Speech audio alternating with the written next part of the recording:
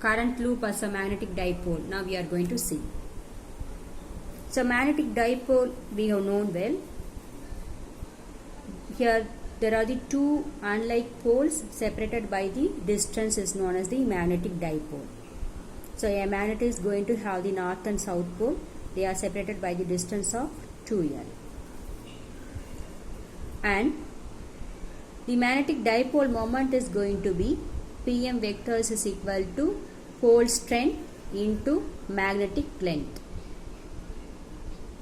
And the examples for the magnetic dipole moment we can say like loops of electric current, permanent magnet, and moving elementary particles, various molecules, and astronomical objects also going to have that magnetic dipole moment. Now we are going to see and we are going to consider the current loop as a magnetic dipole, and we are going to study the magnitude and direction of the magnetic dipole moment. For that, in the previous concept we have studied about the magnetic field around a circular coil. At the point P we have calculated the magnetic field, and we have derived the final expression like B vector is equal to mu naught I r square divided by 2 into r square plus z square the whole power 3 by 2 k cap, right, we have found. And r square is the radius of the coil, that is r is the radius of the coil, and z is the point what you have considered from the point O, that is the center of the coil. We have considered a point at P.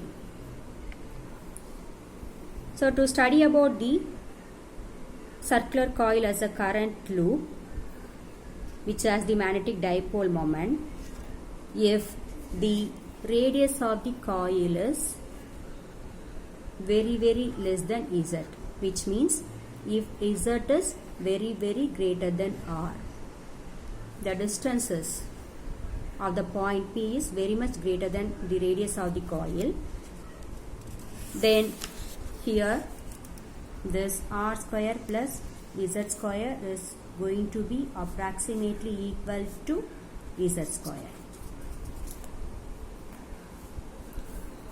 Here since z is very much greater than r, that's why the above equation can be written as B vectors is equal to mu naught I r square divided by 2 into r square can be negated since it is very small, and z square the whole power 3 by 2 k cap. 2 can be cancelled, and mu naught I r square divided by 2 z cube k cap is B vector equation of number 1.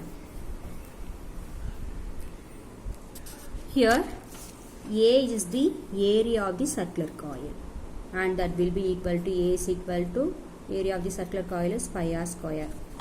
So A equal to pi r square we have here in the expression r square, that's why A by pi is the r square. So r square can be replaced by A by pi. B vector is equal to mu naught I A divided by 2 pi z cube into k cap, and this is equation 2. Now the equation 2 is multiplied and divided by 2. B vector is equal to mu naught 2 IA k cap divided by 2 pi z cube into 2, that's why 4 pi z cube k cap. So we have already derived the expression for the magnetic field of the Bohr magnet along its axial line. So this is magnetic field of Bohr magnet along its axial line. The above equation can be considered as third equation.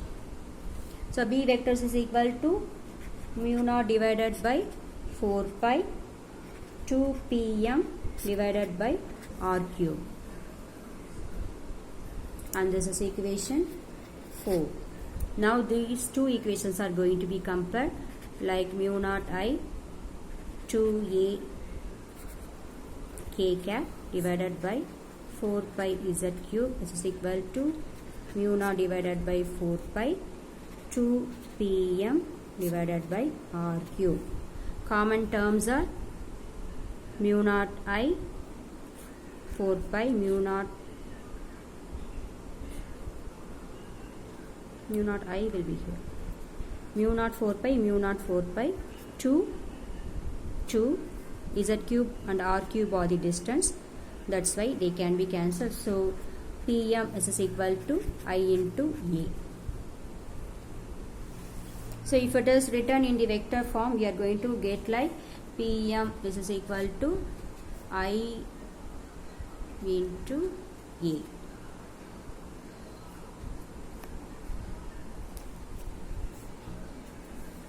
So here the magnetic dipole moment of a circular coil is going to be the product of the current into area of the loop.